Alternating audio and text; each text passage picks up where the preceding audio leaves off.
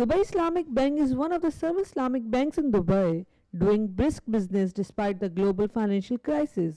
As the world of conventional finance bears the consequence of immature credit and lending policies, Islamic finance is growing in recognition. The term Islamic banking or Islamic finance appeared in the mid 1980s. Today, there are about 300 Islamic banks operating in over 60 countries, managing about 250 billion US dollars. Islamic finance has grown by up to 26% in recent years. It is based on Islamic laws or Sharia, which strictly prohibit interest against any kind of loan. Islamic banks consider lender as the partner who shares profit as well as loss with the bank instead of giving interest. Dr. Hussein Hamid Hassan, who is on the Sharia board of many Islamic banks, defines Islamic banking as partnership. A depositor comes to conventional bank to give a deposit. The relation is lending, borrowing. Means the depositor is lending to the bank, and the bank is borrowing from depositor, and the bank is under obligation to return the deposit plus prefixed interest. Islamic banks are not lending, borrowing at all. But a depositor will go to the Islamic bank to invest with the Islamic bank. It is some kind of joint venture between depositors and shareholders' equity. They invest together.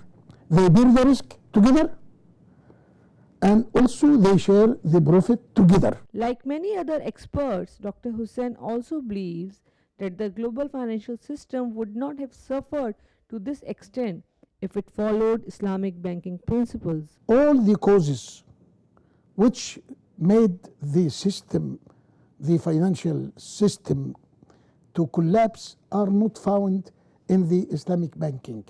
It is, as you know, the dealing rate of interest. It is interest-based system. This capital system means any system based on rate of interest, if it goes up, it will create crisis. If it goes down, it will create crisis. However, there are also those who disagree even with the term Islamic banking. Mateen Khalid, a well-known financial analyst in the Middle East, says that a financial system should not be seen through the prism of religion. Well, I have a certain problem with this term Islamic banking.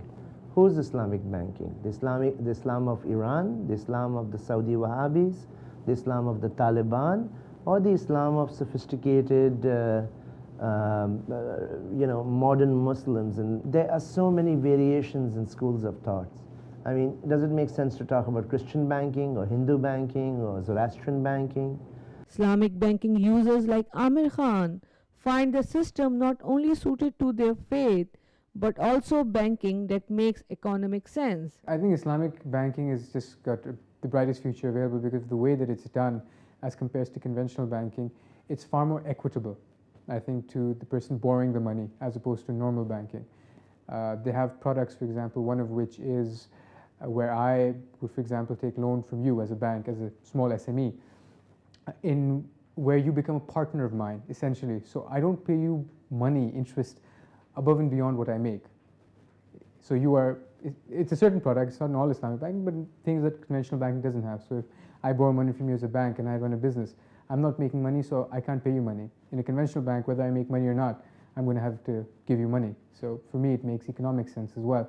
And the fact that it is allied to my religious belief makes it a perfect blend. And I think going forward, because of this economic reason, I think it'll have more widespread. Regardless of the name, experts believe that Islamic financial practices are very much secular in nature. Believe me, most, for example, in Sharjah Islamic Bank, in some other Islamic banks, there are many non-Muslims who are seeking financing or depositing in the Islamic banks because performance is much better. This sensitivity of Muslim, not Muslim, Christian, this and nothing at all. What is good, adopt it.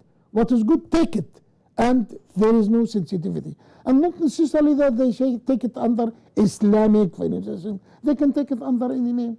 That's all. Solutions. However, there are doubts regarding Islamic finance replacing conventional banking system.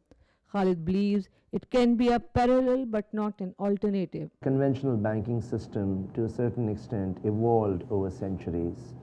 And to think that Islamic banking can replace it, it could be a complement to it in certain cases. In fact, I would say it is a complement to it. Like any financial service, Islamic banking carries risk and faces numerous challenges, including lack of regulation and standardization. Its ability to tackle these challenges will decide the future of Islamic banking across the globe.